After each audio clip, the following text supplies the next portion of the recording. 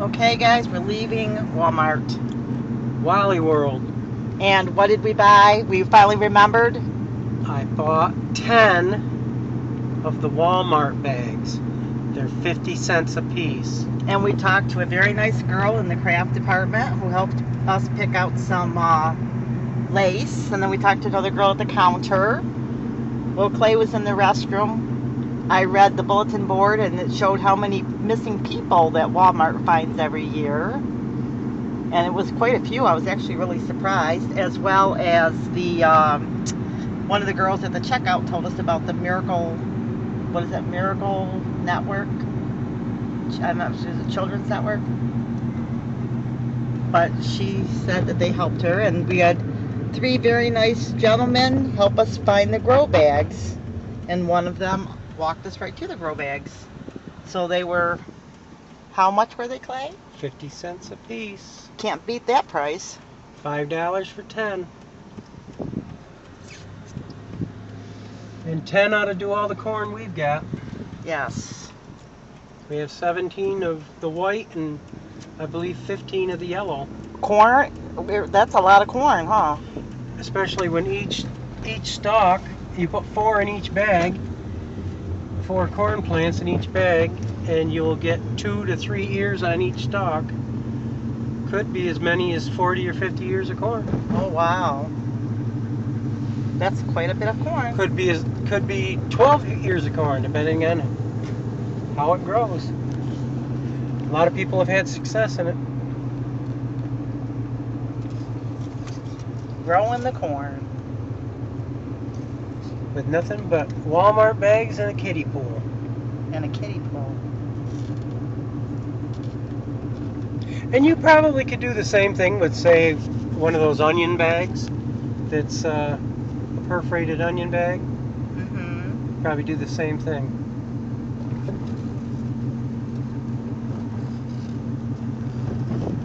So if you have never been to the U.S. or New York, this is the town of Auburn, New York. Auburn.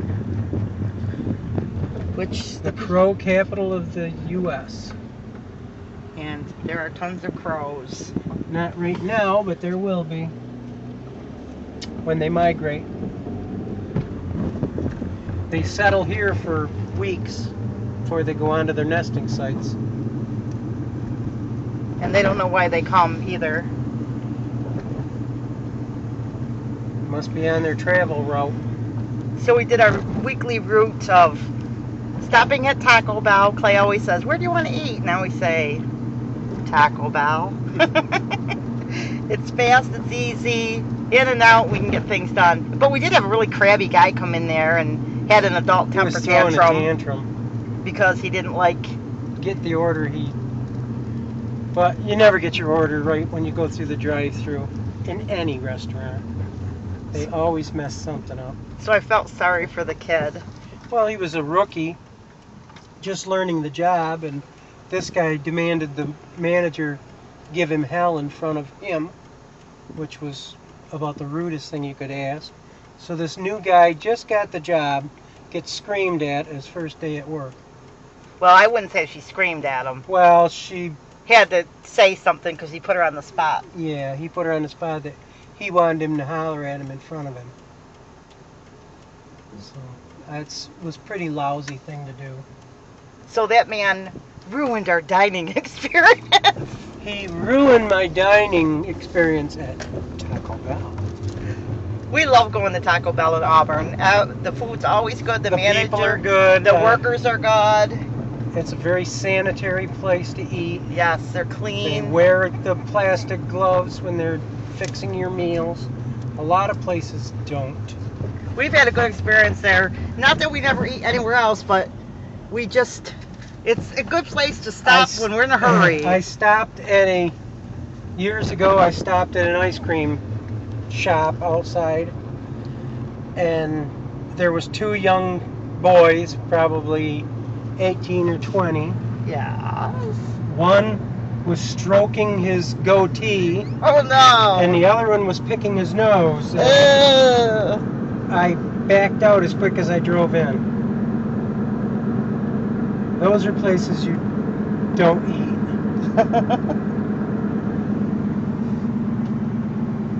Well, there's good and bad places everywhere, but Well, if they're wearing gloves, then you know they're at least somewhat sanitary.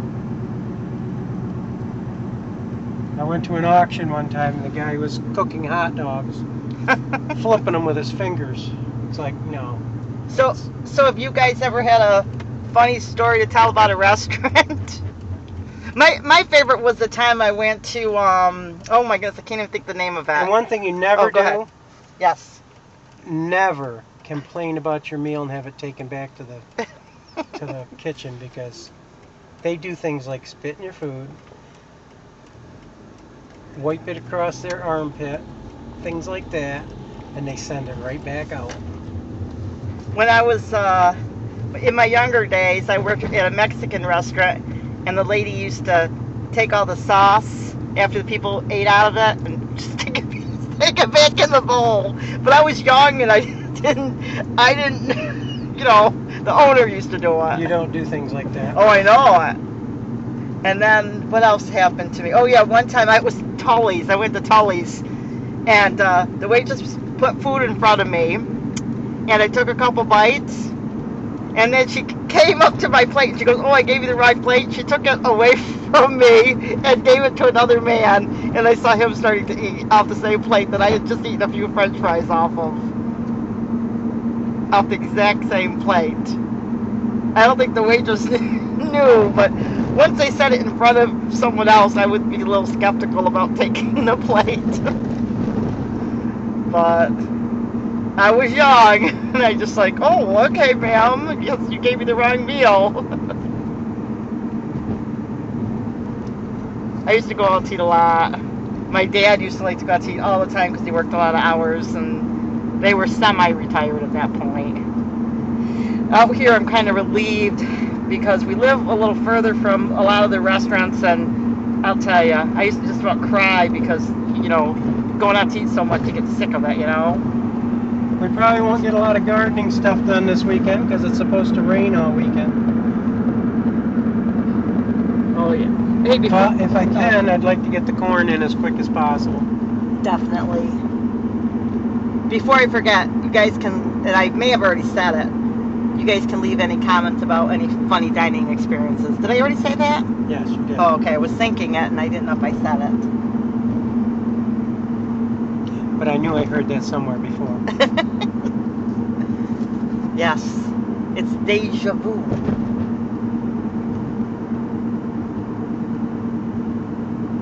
So we're drinking our soda still that we got from Taco Bell. Not anymore. Mine's gone. I told you I'd I share. have to stop at the water. Oh yeah, we'll get a video with the water hose if I get there. Water hole if we get there in time. It's a pipe that comes out of the side of the hill with fresh spring water. I'm probably going to do a new video for that one.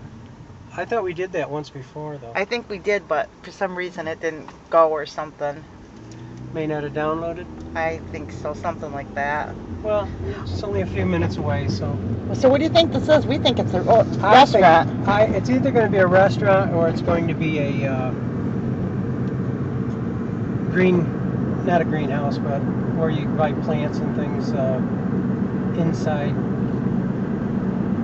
But it looks more like an inside restaurant with an outside dining area to me. See how our land is like hilly?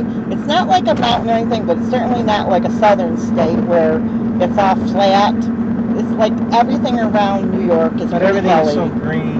And it's very green and lush. Everything is very, very green here.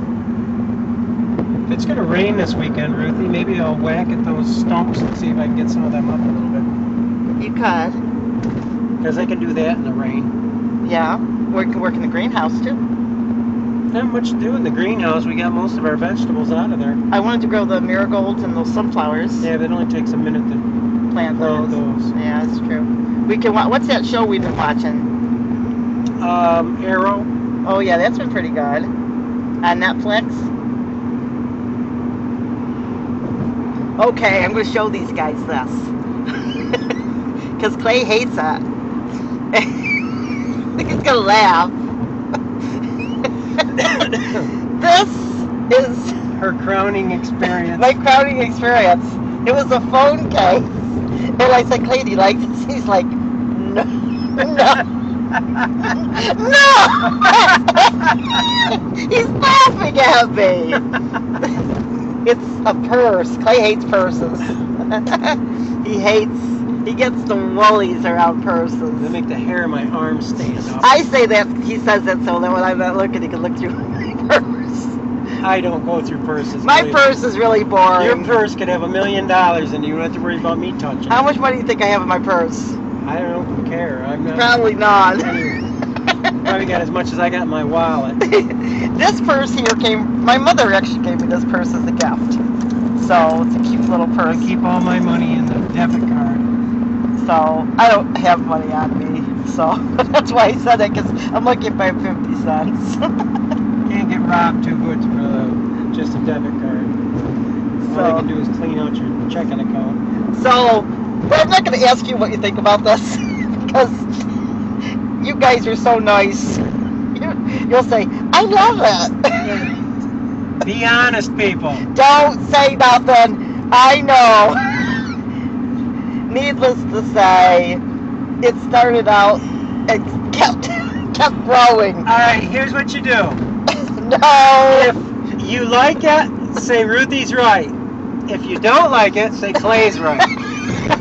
And then you don't hurt her feelings. You won't hurt my feelings. You won't hurt my feelings. Because That's for sure. I just said, I think I'll make an evening project. Because and I Ruthie makes me be honest with her, and I told her I didn't like it. He doesn't, he's laughing about it.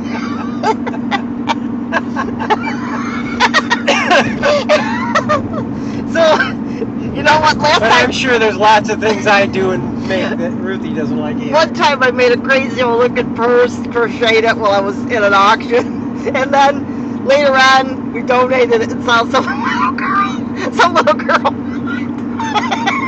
but she loved it, so some little kid might think this is a great little thing.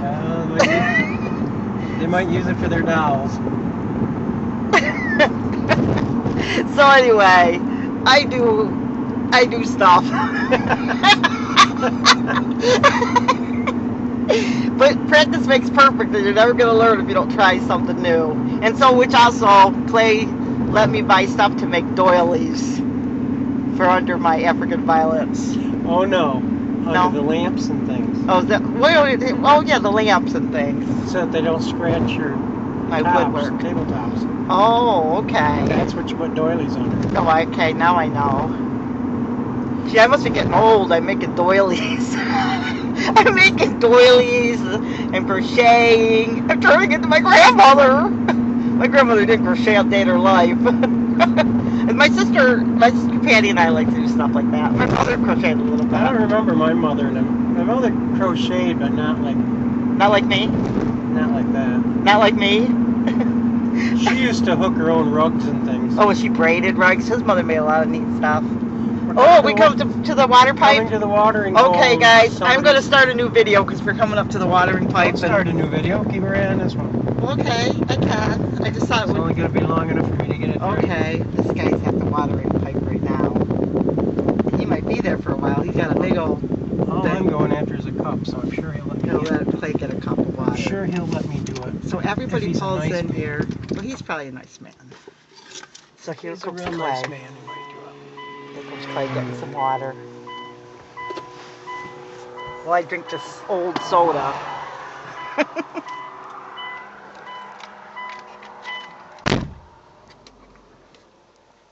Yep, he's getting his water.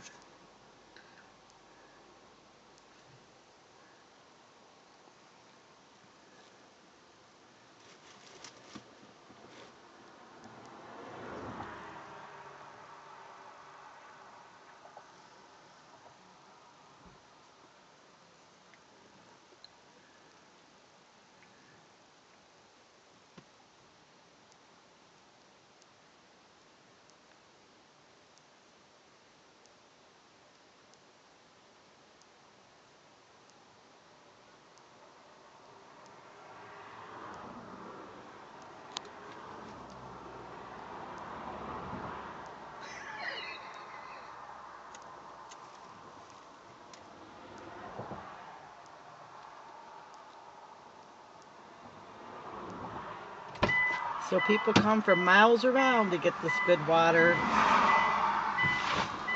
You can see that I was going to wait patiently, and he said, he was go a very ahead. nice man. He said, go ahead. Very nice of him to let you go by. And it's very cold. And he had to move his jug to help you out, to let you have a He nice, said, go ahead, and then nice cup of cold water.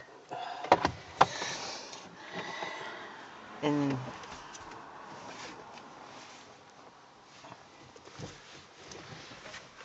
I get to drink the old soda. Oh shoot, I almost dropped it. and the water's better for you. He has to wait patiently to get his water. That's what we need to do, is get one of them water coolers and fill our own jugs. Yeah, that'd be nice. Might as well. Clay doesn't like the taste of our water. It's all right in the winter because they're on the well, but in the summer they switch over to the lake. And what's it taste like? It isn't what it tastes like, it's what it smells like. What's it smell like? The beach, like dead fish. And they don't switch back to the well until October. So from October to about April, you've got really good drinking water. After that, you've got smelly water. You got some smelly. But it's still better than what it used to be where I grew up. You had sulfur water where I grew up. We had some. And that smelled like rotten eggs all the time. We had some of that because we had a well, and then they switched that over too. My parents bought it was a neat kind of a home. It was like a model home, and when they went to drill for water, there was no water, so they got one well, and they were going to build a whole Well, they don't tract normally living there or if something. We get a lot of rain throughout the spring Oh, this and the excuse me. summer. Historic Port Byron we're in. Go ahead. I'm sorry, honey. Yeah, I lost track of what I was saying. We're talking about the smelly water from when you were a kid. Oh, it was sulfur water.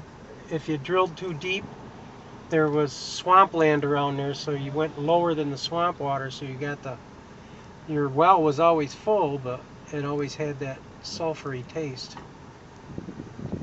Why does that look like Michaela behind us? Is it Michaela? It looks like her, but I wouldn't say it is. Clay's niece, who's getting married. My great niece. And a country wedding this year. Her mother, it wasn't Michaela. Very pretty girl. I'd love to video at her wedding. She's just a country girl to the soul. And they're gonna Beautiful girl. They're gonna have a country wedding. Yes, she's a beautiful girl. All the guests, they're having it outside, which isn't country. But all the guests are going to be sitting on bales of hay. Which, That's country. and that'd be nice. Nice country wedding. I could just see her coming down on a horse. She's just a beautiful girl. Very sweet, nice girl. I love Michaela. I always love Michaela. She's a nice girl. I used to take care of Michaela when she was just a baby. What's that? Michaela Bamba. Michaela Mabembe. That's what I call her. Which Michaela Mabembe is supposed to be a dinosaur in the Congo. Oh, he's a dinosaur in the Congo. Michaela Mabembe. But her name is Michaela, so I always called her Michaela Mabembe. She's a real cute girl.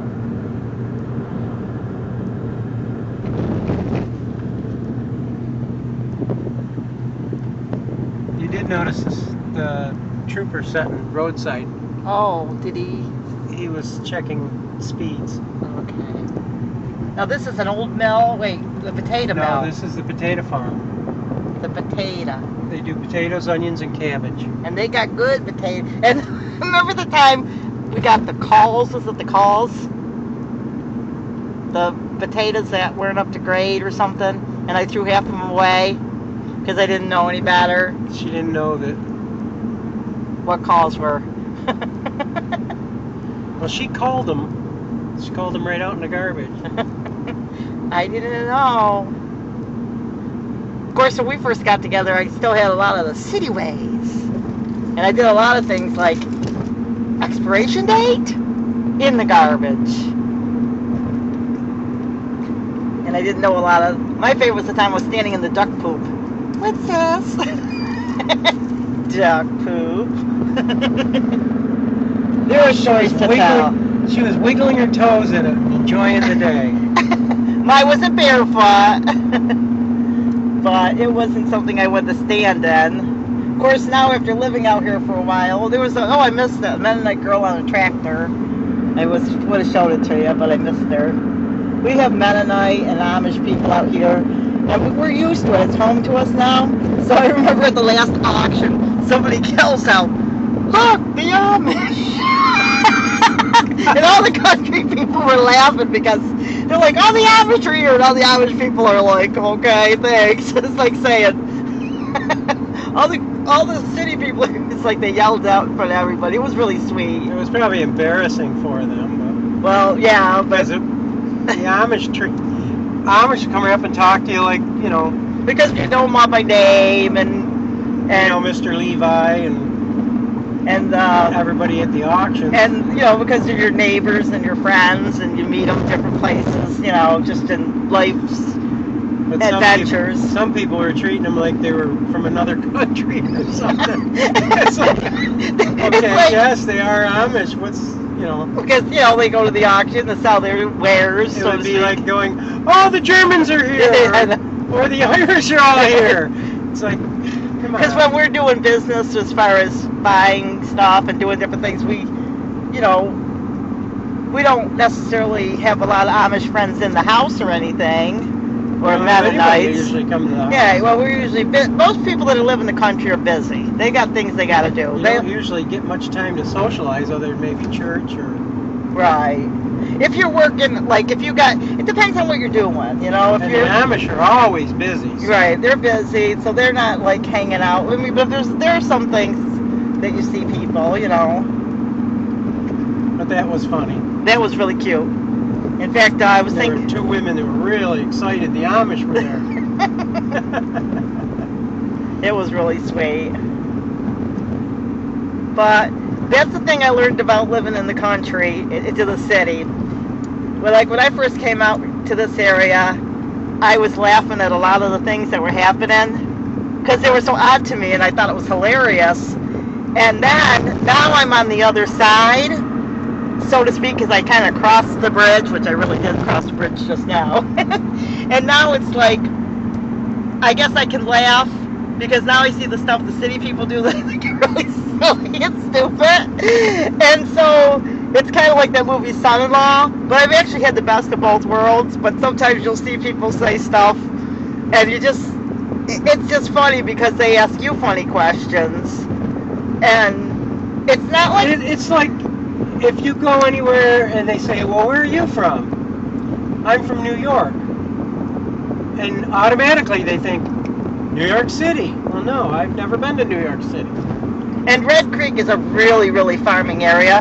So when you tell someone you're from Red Creek, they almost wonder a little bit if you're backwards a little bit. You know what I mean? Because it's a real farming community. And everybody knows that. And well, if you look, everybody's got nice houses, nice cars. It's not like we're all riding donkeys. Yeah, but there's a lot of, but out here, like compared to where I live, there's a lot of, you know, we've got it's rural. We've got back roads and stuff, and we'll be turning down one now. And it's the most same of it's fields and. It's how do I put it? It's the same, but when you get on certain topics, that's where the differences come into play. You know what I mean? When you get on certain topics, like if you start talking farming stuff or food stuff to a farmer, you know, sometimes people think that all of our food is so contaminated, and you know, but it's not. We have all kinds of well, it's like businesses and everything else all over. No, but it's like, well, just like the town, the people in the town that don't have a little farm or chickens.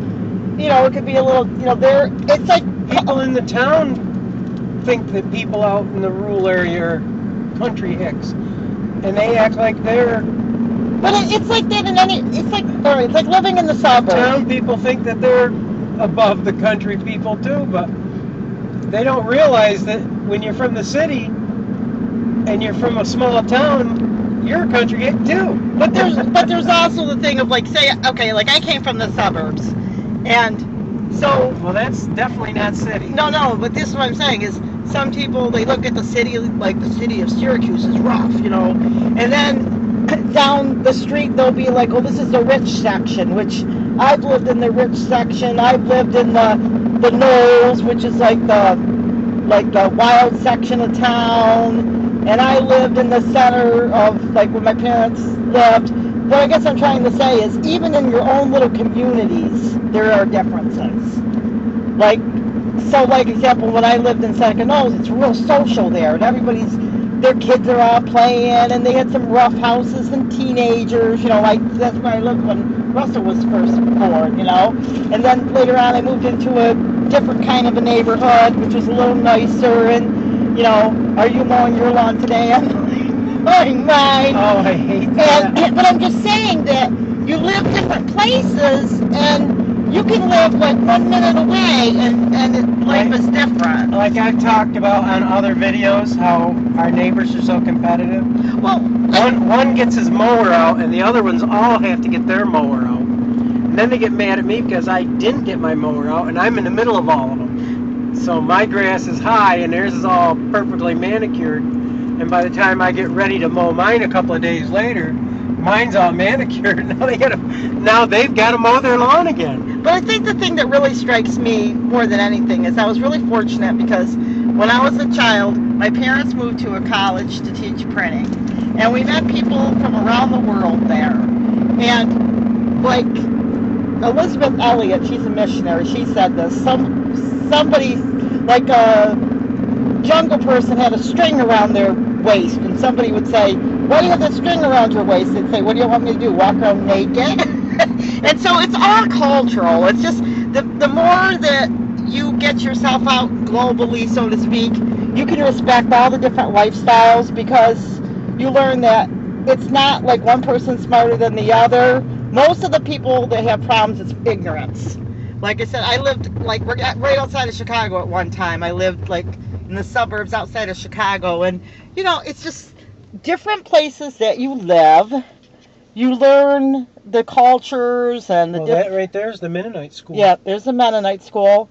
So you come to the point in life where I hate to say it this way, but it's like a maturity thing, or maybe it's an adult thing. It's not like you stop stereotyping people, because it's just like I went to an interracial church that had people, like a lot of people came from the military and stuff, and it's like some people would come to the church and laugh in Syracuse and say, oh my goodness, Syracuse, haha, what a little hick town.